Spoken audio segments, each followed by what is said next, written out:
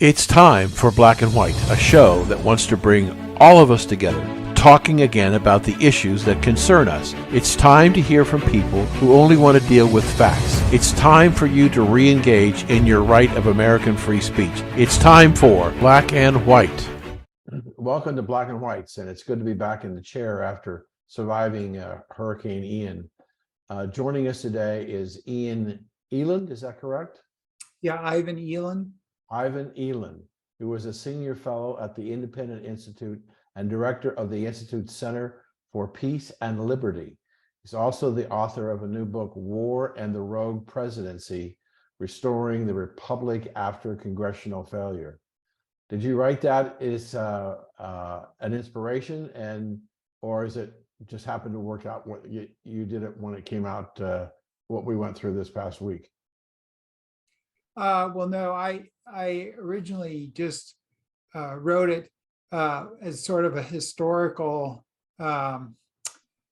volume about how we got to where we are, because our government doesn't look anything like the founding generation wanted it to operate. And most people don't really realize that. And also, most of it has happened because of the wars of the 20th century. And most people don't know that either, that war has a tremendously distorting effect on the country that's involved in it back home. Both the causes of the wars, we don't hear a lot about the domestic causes of our wars, and we don't hear too much about the domestic effects of those wars. So, and the redistribution of power and the civil liberties that are eroded. In this case, I focus on the creation of the imperial presidency over time and the abdication of Congress, which was the founders thought would be the most dominant branch of the three branches of federal government. And a lot of that power is being shifted to the executive, which is not really good for the republic to have such a lopsided system of checks and balances.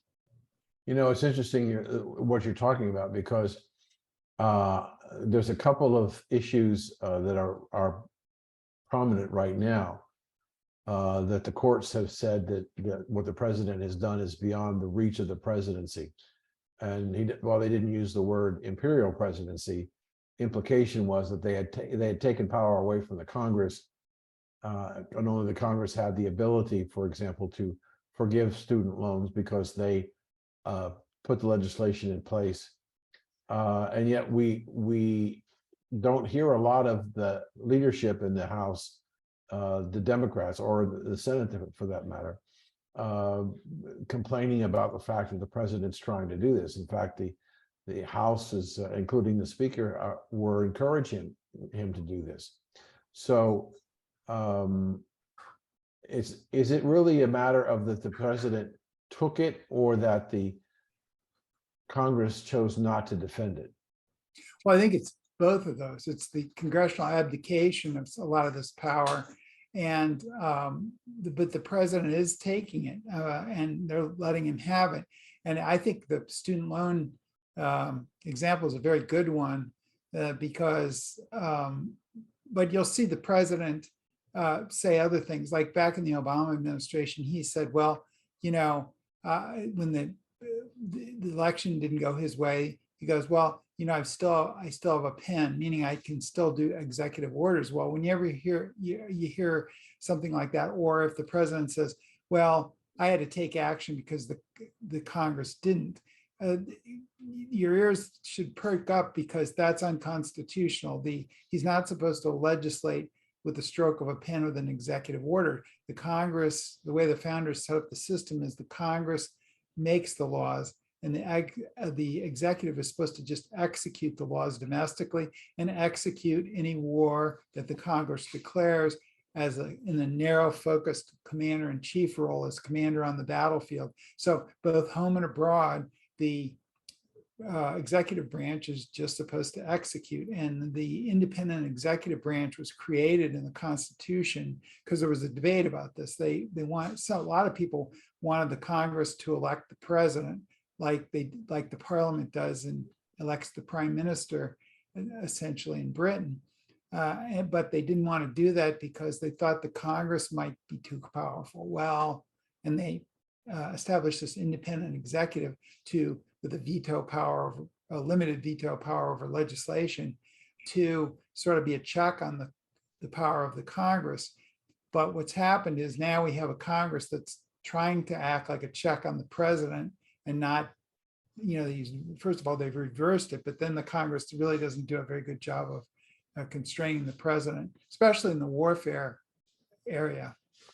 It's amazing to me. I've done a lot of research on what's going on in Ukraine and how things changed so dramatically, where the Ukrainian government actually has pretty well destroyed the Russian army that was sent in there to take over portions of the country. But what's interesting to me is that before February of this year, the United States, China, and Russia were the third largest military powers in the world.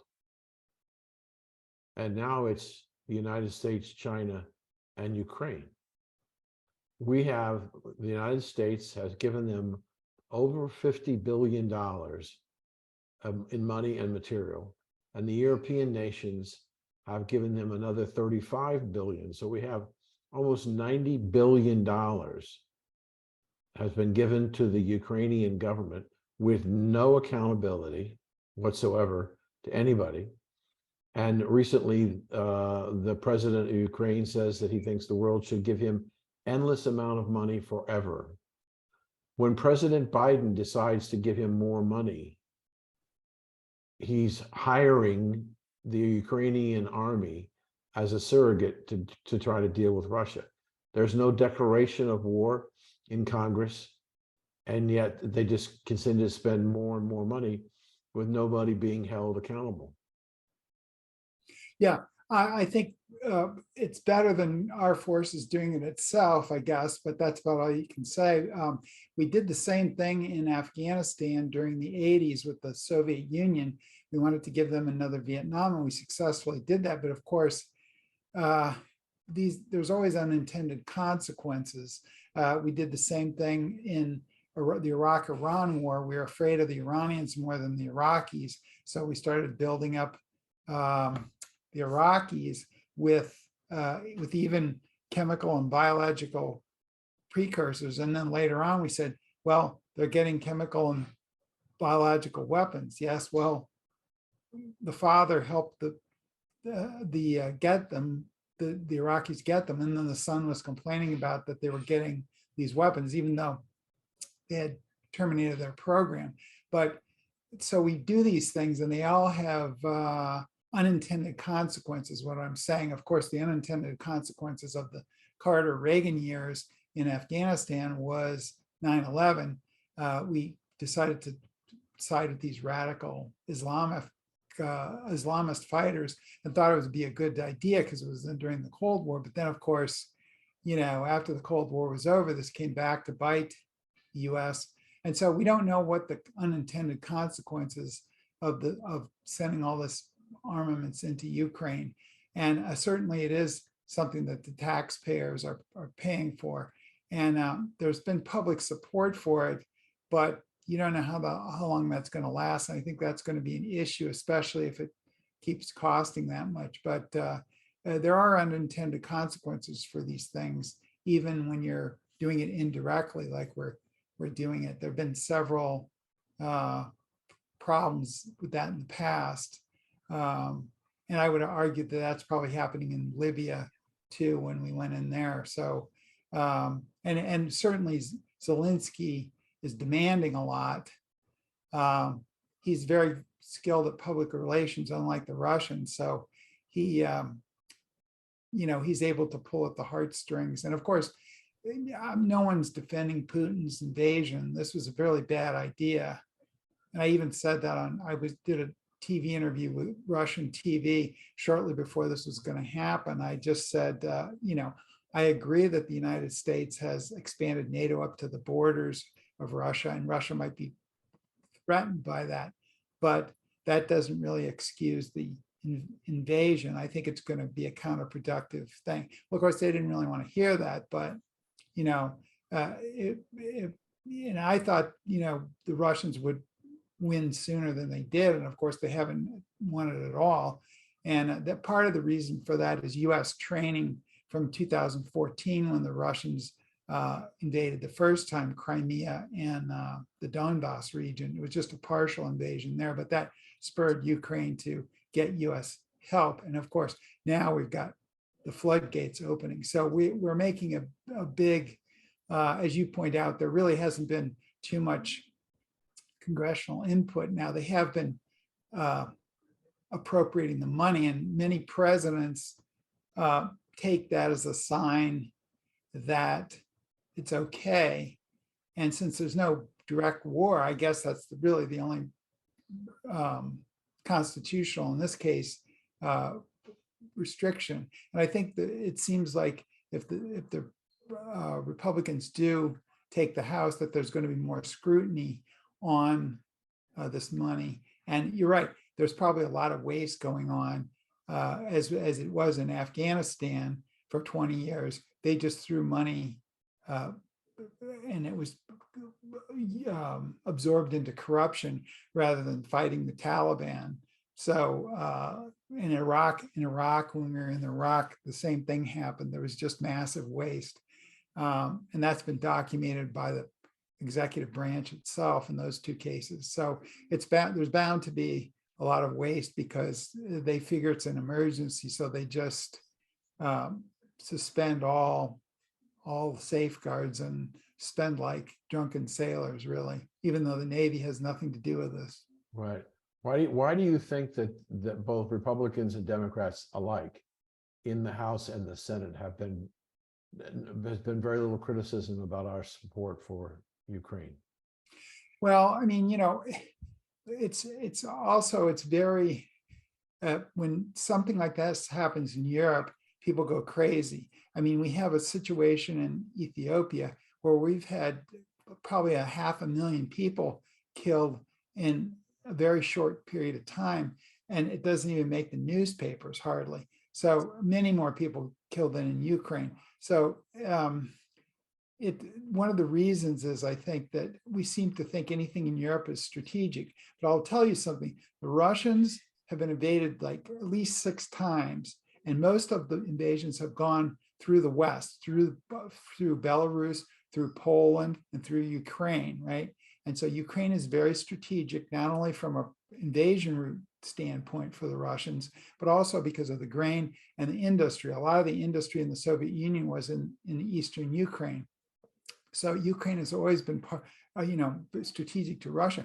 Whereas if you look at it from really a nuts and bolts and a pragmatic thing, Ukraine is not strategic to the United States. So the question is, is this really, shouldn't the Europeans be taking care of this? That's what I think. They're all rich and they don't do anything unless the United States leads them into battle. And that's the problem with keeping NATO around and expanding it after the Cold War, is these countries started relying on the United States to, and they always say, well, the US must lead, and you better hang onto your wallet, because that means that the United States is going to be paying for this. And that's the biggest thing, I think. If they're, this is very important to the Europeans. So if Russia does something like this, they should be the ones footing the bill, and we should be, at minimum, if we're providing the weapons, they should be paying us for the weapons that we're sending there, because the European Union has a combined GDP greater than the United States. And also Russia has about the size of, its economy is about the size of Spain. And of course, that's just one country in Europe. So the economic power is in vast, disproportion. The only thing that Russia really has is nuclear weapons in large numbers. And I think that's what makes Europe nervous. But of course, France and Britain also have nuclear weapons. So, the whole question is this strategic to the United States? And I would argue that Ukraine is not strategic to the United States. It may be very strategic to Russia because it's on the invasion route and for those other reasons I mentioned. And it's somewhat strategic to the Europeans because they're afraid Russia's going to go farther. Now, of course, Russia's not going anywhere now because its military has been so battered by the Ukrainian adventure that it's probably much less of a threat to Europe than it was. And now you can make the argument, well, okay, let's disband NATO and let's get the Europeans up to speed so that they can defend themselves. But now you ask, why doesn't that happen? Why is there so much bipartisan support for Ukraine? And that's because we like to be the leader and we don't mind paying the bill. And we think we get some amorphous influence from doing this.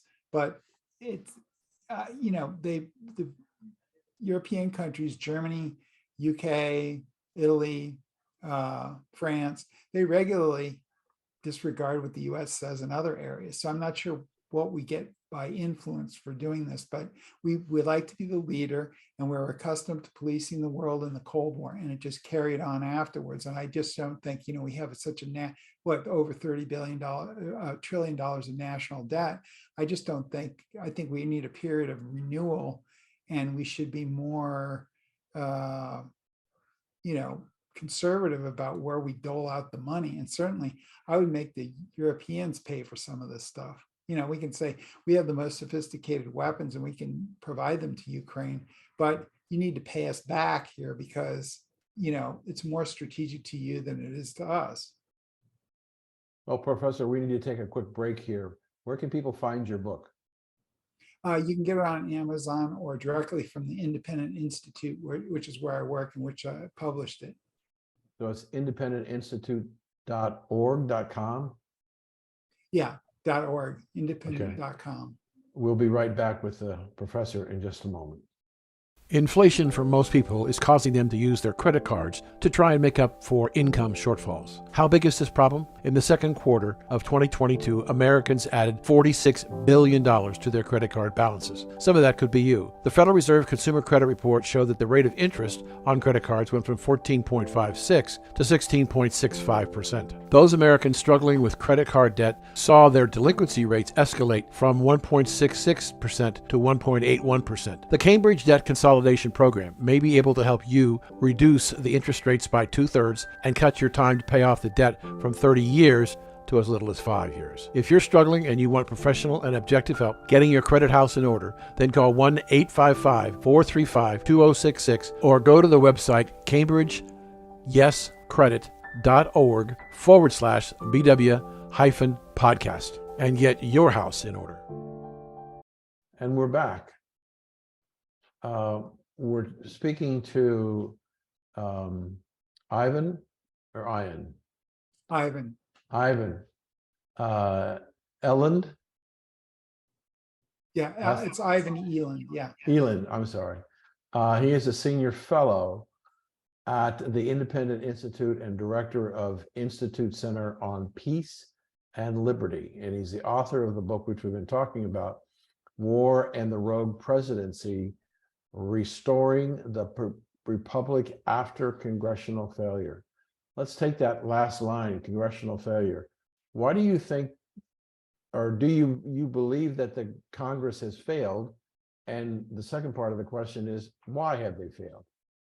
Well, I do believe Congress has failed, and I think the American people believe the same thing, because Congress always gets very low approval rating. There's a lot of disdain. If you just go out and talk to people on the street in any state, they'll be going, oh yeah, those Congress, but they're always doing something wrong. But of course, everybody always votes for their own congressman and senator. But the reason of the failure is because Congress really doesn't do its job anymore in legislation. A lot of legislation is now done by executive order by the president, and the Congress has really forfeited or abdicated a lot of its powers to the executive. And the Congress was, as I mentioned in the last segment, the Congress was supposed to be the premier of the premier branch of the three branches. But of course, the wars of the 20th century, war tends to concentrate power in the executive because the executive has an internal hierarchical structure, whereas you have 535 members of Congress, with 535 views about what to do. But the three basic areas where Congress has failed is the war power. We no longer declare war after Harry Truman decided to flout that requirement in the Korean War, set a precedent. We've never had another declared war, even though we've had a lot of wars since the Korean War. Second one is treaty making power. We hardly ever make treaties anymore, and treaties must be ratified by the Congress under the Constitution, but with a 2/3 majority. That's a very steep hill to climb. So presidents have gone around it. They either use executive agreements that require only 50% in each house, which is actually easier to get than 2/3 in the Senate, or they negotiate with the foreign government and they never send the executive agreement to the Congress. And there's some executive agreements, which is really alarming, that are secret, that the people don't know about. So that's the treaty power is the second one. We already mentioned the war power. The third one is the budget. In the budgetary area, it looks like you have congressional participation, and traditionally Congress and all parliaments around the world providing the money was a check on, the king, or in this case, our president, or any prime minister around, that the legislature provides the money for these things, whether it's war or domestic programs or whatever. Well, we now have a unified executive budget that goes up through the president. And once the executive budget, which is massive, not only in money, but in pages, they send it to the Congress, and the Congress doesn't have the staff that the executive branch has. The executive branch has 9.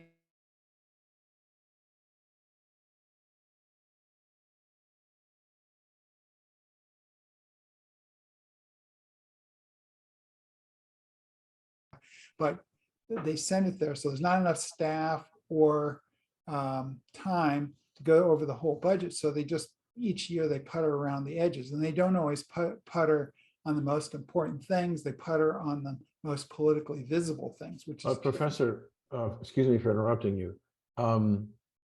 We're seeing appropriations bills that are coming out of the Ways and Means Committee that are 2,700, 3,000 pages long, and they give the congressman 24, 48 hours to read the whole document and have no time for dialogue.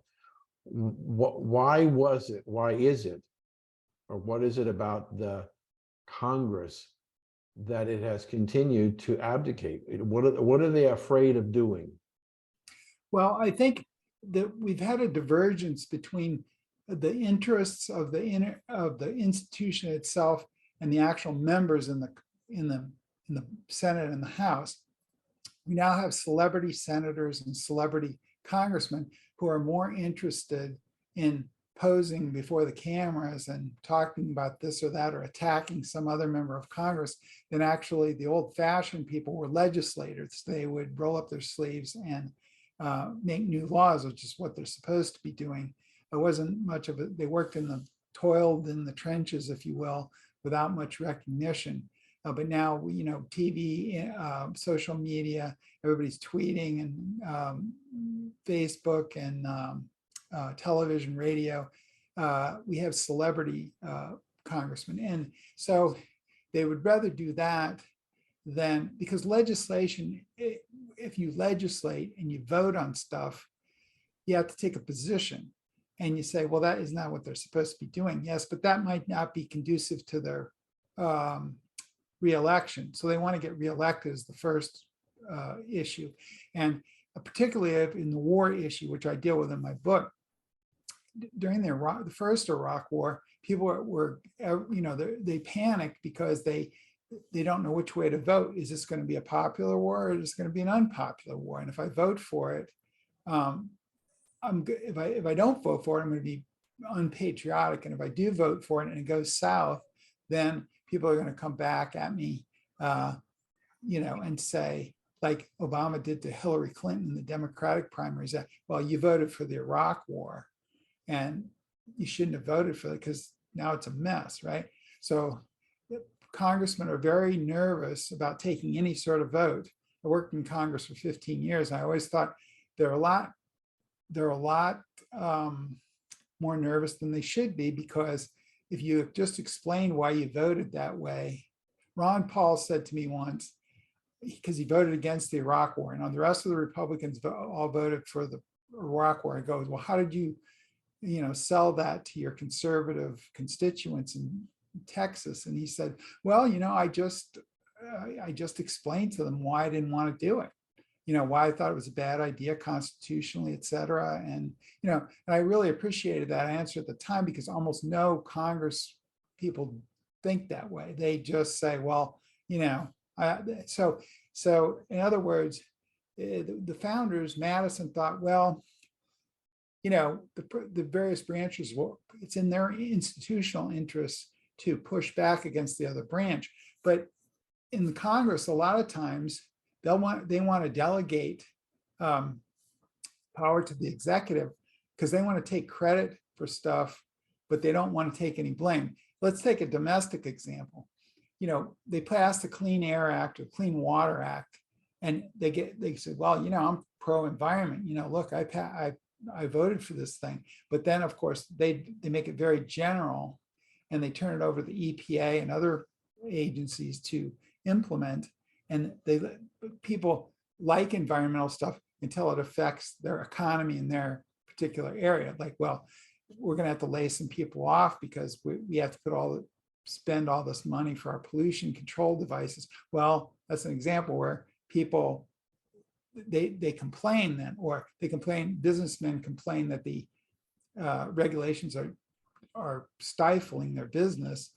Well, the Congress would say, well, I'll take it up with the EPA, but they make all those rules. I don't make any of those rules. So they make vague legislation, and they really basically let the executive agencies legislate now, because they don't really want to take the blame for regulations that the vague law that they made allows EPA to do. So, and the same with war. They don't want to they would just rather have the executive start the war unilaterally and not have to vote on it at all, because voting is, you can vote the wrong way and get voted out of office the next time because you voted the wrong way on a war or a domestic issue. So the bottom line is that we now have a divergence between the institutional interests, which should be to push back and say, no, you're not going to take my power. I'm taking it back because it's in the Constitution, versus the interests of the members, which they want to, escape responsibility. And their first goal is to raise money for their reelection, because it costs a lot of money in America to run for office. And they're concentrating on getting reelected. But we've got about 3 minutes here, Professor. What I'm listening to you, I'm wondering, given the ineptitude of the Congress, why do we need them anymore? Well, if the Congress works correctly, they're supposed to be representing the people. Mm-hmm. And you do want your representatives you don't want to be governed by large executive bureaucracies, because if you ever try to deal with one, like what if your Social Security check is late, or what if you're having some other problem with the government? It's a bureaucratic morass. They're massive. But Professor, aren't we already in that state? Aren't we already? I said, aren't we already in that state? Well, yes. But I think if the Congress takes power back, you're at least going to have more say, and you're going to have more representation in the government. That's the idea. You do need probably some agencies to implement whatever Congress creates, but the agency should not be legislating. The people's branch should be legislating. Otherwise, we just have a dictatorship with executive fiat making the decisions. And so Congress, I think really needs to, at least you have some popular input to the government. And if the people want to say these bureaucracies are too big, they can tell Congress, you really should cut these things. The problem is congressmen like to dole out money to their states and districts. And so it kind of goes the opposite way. But if you really had a situation where the economy is really being dragged to the point of no return by this large government, the Congress, if it was empowered, it could cut the budget and could say, listen, we're just not going to spend that as much anymore, and you're going to have to make do with less. So what in our last minute or so, what are the 2 or 3 things that right now, with the new Congress coming in January, if they want to change the agenda, what are the 2 or 3 things that you think they need to start with to try and get their share of the responsibility and the power back? Well, the first thing, the most important thing, I think, is the war power. The second most important thing is the budgetary power, because if Congress the executive branches abused these 2 resolutions, one for the Afghan war and one for the Iraq war, to go on these. We're involved in many wars overseas. People don't even realize it. So that they got to reclaim that. And they said, listen, we're going to repeal those resolutions. And we're going to, if you want to go in these places, you got to ask us each individual one, and we'll approve it. Okay, the budget, what we need to do is we need to start having budgetary discipline ourselves in the Congress.